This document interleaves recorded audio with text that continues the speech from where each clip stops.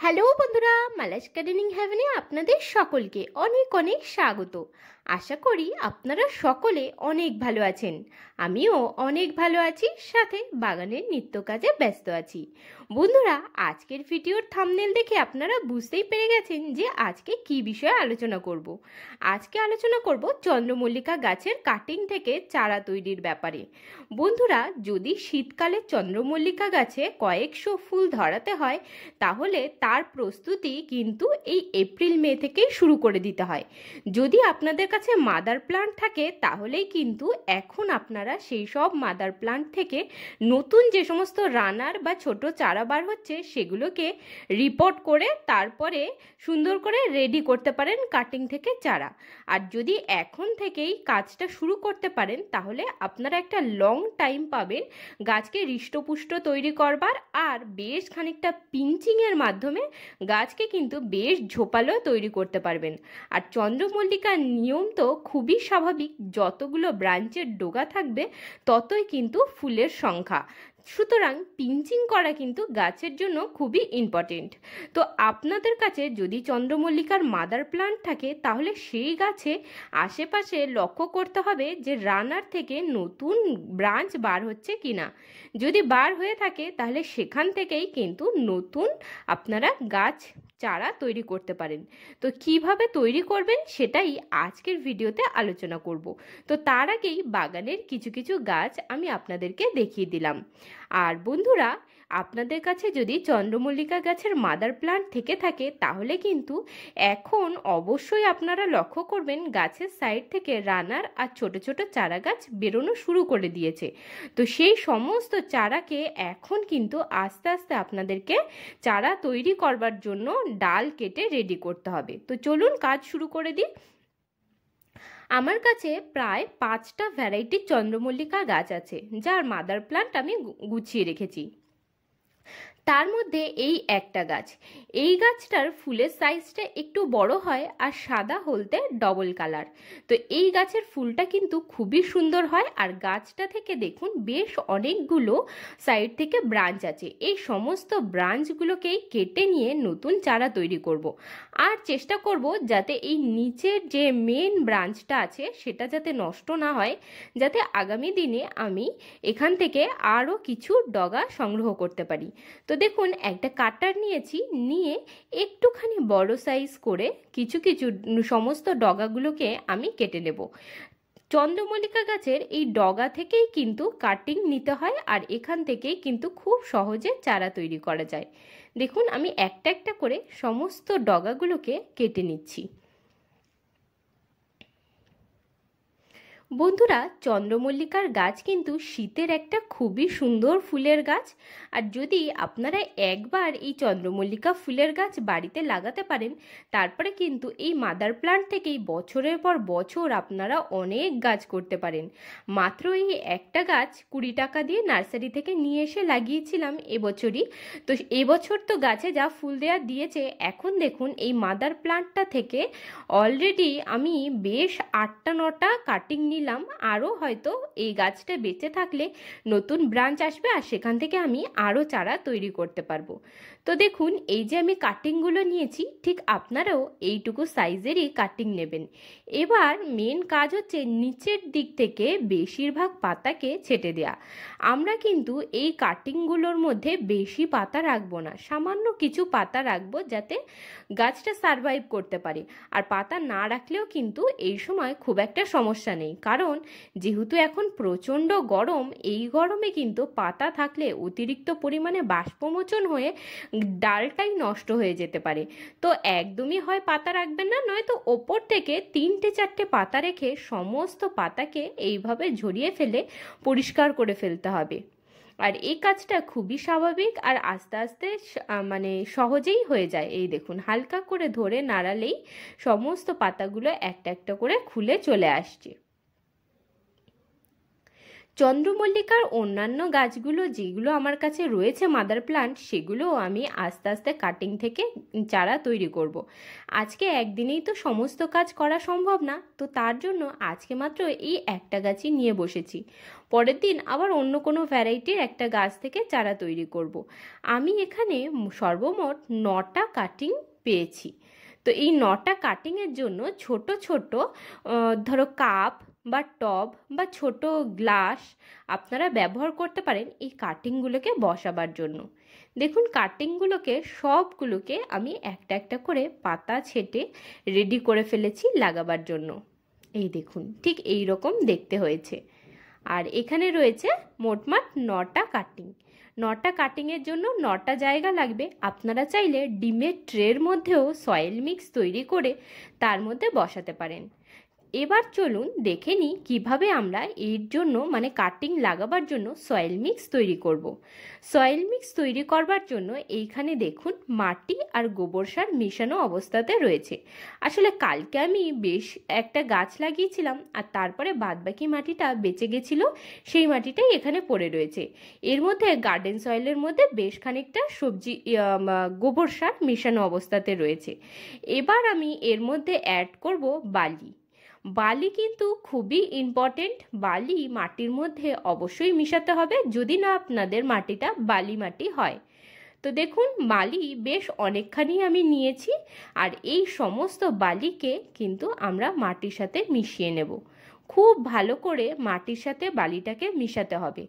এই বালিটা মেশাবার জন্য মাটির মধ্যে হালকা এয়ার ফ্লো হবে আর অতিরিক্ত জল ডালের গোড়ায় বসতে পারবে না। যে কোনো কাটিং থেকে চারা তৈরি করবার জন্য খুবই জরুরি যে মাটিটা ওয়েল ড্রেন হতে হবে বা মিডিয়া ওয়েল ড্রেন হতে হবে, কারণ যে কোনো কাটিংয়ের গোড়ায় যদি জল জমে থাকে তাহলে কিন্তু কাটিং অবশ্যই মরে যাবে। আবার মাটিটার মধ্যে সয়েল কিন্তু সবসময় ভিজে থাকতে হবে। মাটিটাকে যদি আপনারা একদম শুকিয়ে ফেলেন কাটিং থেকে প্রপার শিকড় বার হবার আগেই, তাহলেও কিন্তু কাটিং থেকে চারা তৈরি হবে না। আমি এখানে কাটিংগুলোকে বসার জন্য এই যে ডিসপোজেবল গ্লাসগুলো এগুলোকে ব্যবহার করছি। এগুলো প্লাস্টিকের গ্লাস, আপনারা চাইলে সিডলিং ট্রেও ব্যবহার করতে পারেন, তবে আমি এগুলোকেই ব্যবহার করছি যাতে কাটিংগুলো বেশ কিছুদিন একটুখানি বড় হয় আর তারপরে যাতে আমি ফাইনালি টবে রিপোর্টিং করতে পারি। আরও একটা বড় বিষয় হলো এখন হলো অতিরিক্ত পরিমাণে গরম। এতে যদি একটু জল দিতে ভুলে যাই বা কখনো জল না দেওয়া হয়, এর মধ্যে কিন্তু মাটিটা খুব তাড়াতাড়ি ড্রাই হয়ে যাবে না, কারণ মাটিটার পরিমাণটা একটু বেশি। আর ছোট ছোট সিডলিং ট্রের মধ্যে আপনারা যদি কাটিং তৈরি করতে চান সেক্ষেত্রে জলের কিন্তু বিশেষ ধ্যান দিতে হবে, কারণ মাটি বা মিডিয়াকে কিন্তু একদম ড্রাই হতে দেওয়া যাবে না। যেই মাত্র মিডিয়া ড্রাই হয়ে যাবে তখনই কিন্তু আপনার কাটিংগুলো মারা যাবে। তা না করে আপনারাও আমার মতো এই ধরনের বড় গ্লাস বাটি ব্যবহার করতে পারেন কাটিংকে লাগাবার জন্য। তো আমি এখানে যে সয়েল মিক্সটা তৈরি করেছিলাম একটা একটা করে সমস্ত গ্লাসগুলোতে ভরে নিচ্ছি। এই সবকটা গ্লাসের নিচেই ছোট ছোট করে 4টে করে ড্রেনেজ হোল করা আছে, আর ড্রেনেজ হোল থেকে জল কিন্তু প্রপারলি বেরিয়ে যাবে। আর ড্রেনেজ হোলের মুখে আমি কিন্তু এই মুহূর্তে বিশেষ কিছু দিলাম না, তো এতে কোনো সমস্যা নেই, কারণ মাটির মধ্যে অলরেডি বালি মিশানো আছে, তার জন্য কিন্তু গোড়াতে জল একেবারেই জমবে না। যে কোনো কাটিং লাগাবার জন্য আমাদের প্রয়োজন রুটিং হরমোন টাইপের কোনো একটা জিনিস। তো রুটিং হরমোন হিসেবে আপনারা ব্যবহার করতে পারেন মধু, দারচিনি আর মধুর একসাথে একটা ঘোল তৈরি করে সেটা গোড়ায় লাগাতে পারেন। আর অ্যান্টিফাঙ্গাল হিসেবে আপনারা একটু সাফ ফাঙ্গিসাইড বা হলুদের গুঁড়োও ব্যবহার করতে পারেন। দেখুন আমার গ্লাসগুলোর মধ্যে মাটি ভরা হয়ে গেছে। এবার আমাদের কাটিং লাগাবার পালা। তো কাটিং লাগাবার জন্য আমি দেখুন কাটিংগুলোকে নিয়েছি আর সাথে নিয়েছি রুটিং হরমোন হিসেবে অ্যালোভেরা। আমাদের সকলের বাগানেই কম বেশি একটা অ্যালোভেরা তো থাকেই, আর অ্যালোভেরা কিন্তু খুব সুন্দর রুটিং হরমোন হিসেবে কাজ করে। তার জন্য এই ধরনের যদি অ্যালোভেরা আপনার বাড়িতেও থাকে তাহলে এই যে ডালটাকে এইভাবে অ্যালোভেরা জেলের মধ্যে ঢুকিয়ে নিয়ে তারপরে সরাসরি মাটির মধ্যে পুঁতে দিন। এই যে কাটিংগুলো রেডি করলাম, এই কাটিংগুলোকে লাগাতে কিন্তু খুব বেশি দেরি করা চলবে না। যখনই মাদার প্লান্ট থেকে কেটে ফেলা হবে তারপরে যত তাড়াতাড়ি সম্ভব কিন্তু গাছগুলোকে লাগিয়ে ফেলতে হবে, কারণ অতিরিক্ত গরমে যদি একটুখানিও ড্রাই হয়ে যায় তাহলে কিন্তু এই কাটিংগুলো থেকে শিকড় বেরোতে সমস্যা হতে পারে বা কাটিং মরেও যেতে পারে। তার জন্য যত তাড়াতাড়ি সম্ভব কাটিং মাদার প্লান্ট থেকে কাটবার পরে ডাইরেক্টলি মাটির মধ্যে বসিয়ে দিতে হবে। আমি এখানে শুধু অ্যালোভেরা জেল ব্যবহার করলাম। তো অ্যালোভেরা জেল লাগাবার পরে আপনারা এর গায়ে এক কোট হলুদ গুঁড়ো দিয়ে দিতে পারেন। হলুদ গুঁড়ো অ্যান্টি ফাঙ্গাল অ্যান্টিব্যাকটেরিয়াল কাজ করে, আর তাতে কিন্তু পোকামাকড় বা অন্য ফাঙ্গাল ইনফেকশন হয় না, আর শিকড় খুব সহজে ডেভেলপও হয়ে যায়। আর অ্যালোভেরা জেল দিলেও কিন্তু শিকড় খুব তাড়াতাড়ি ডেভেলপ হয়। এটি একটি রুটিং হরমোন বা রুটিং এজেন্ট হিসেবে কাজ করে।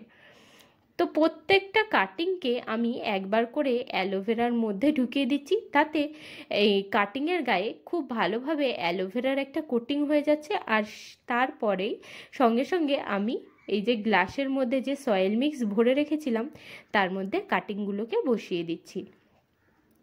এই কাটিংগুলোকে সবগুলোকে বসিয়ে দেওয়ার পরে আর তো বিশেষ কাজ নেই, এবার এগুলোকে জল দিয়ে শুধুমাত্র অপেক্ষা করবার পালা, যতদিন না এখান থেকে সুন্দরভাবে শিকড় বার হচ্ছে আর শিকড় নিচ থেকে দেখা যাচ্ছে।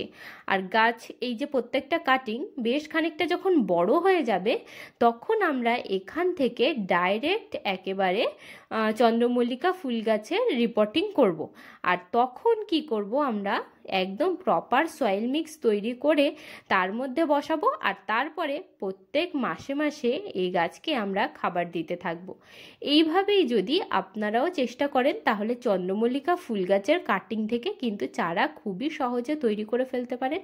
আর একদম খুবই ভালোভাবে ধ্যান রাখবেন যাতে কাটিংগুলো এখন রোদ্দুর একদমই না পায়।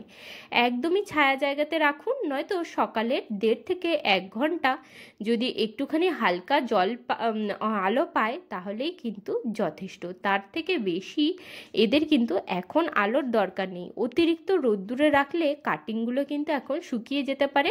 এই কাটিংগুলোকে এখন রোদ্দুরের হাত থেকে বাঁচাতে হবে। আর কাটিংগুলোকে আপনারা চাইলে প্লাস্টিক দিয়ে র্যাপ করেও রাখতে পারেন, আবার গ্রিন হাউসের টাইপে কভার বা শেডের নিচেও কিন্তু রাখতে পারেন, কারণ এই সময় এই কাটিংকে রোদ্দুর থেকে বাঁচানোই আমাদের মূল উদ্দেশ্য। আর শিকড় ঠিক 1-1.5 মাসের মধ্যে সুন্দরভাবে ডেভেলপ হয়ে গাছগুলো যখন বড় হয়ে যাবে তখন ফাইনাল রিপোর্টিংয়ের ভিডিও আমি আপনাদেরকে অবশ্যই দেব। তার জন্য চ্যানেলটিকে সাবস্ক্রাইব করে আমার পাশে থাকবেন। আর এই যে সয়েল মিক্সচারটা তৈরি করেছিলাম এটাকে এই যে ব্যাগটা এর মধ্যে ভরে রেখে দিচ্ছি। পরবর্তীকালে যখন আরও চন্দ্রমল্লিকা গাছের কাটিং তৈরি করব তখন এই মাটিটাকেই ব্যবহার করে নেব। সয়েল মিক্স তৈরি করা থাকলে কাজ কিন্তু অনেকখানি কমে যায়। বাগানের সমস্ত কাজই বুঝে বুঝে করতে হয়, কারণ একদিক দিয়ে কাজ করা হয় আর একদিক দিয়ে কিন্তু বাগান নোংরা হয়। বন্ধুরা, আজকের ভিডিওটা আমি এখানেই শেষ করছি। আপনাদের সাথে দেখা হচ্ছে আবার পরের ভিডিওতে। আপনারা সবাই ভালো থাকবেন, সুস্থ থাকবেন। আর আমার ভিডিওটা যদি ভালো লাগে তবে লাইক, শেয়ার, সাবস্ক্রাইব করে পাশে থাকবেন। ভিডিও রিলেটেড যদি কোনো রকম প্রশ্নও থাকে তাহলে কমেন্টে অবশ্যই জানান। আপনাদের সাথে কথা বলতে বলতে মাটিটা ভরা হয়ে গেল। আজকের মতন আসি বন্ধুরা, টাটা বন্ধুরা।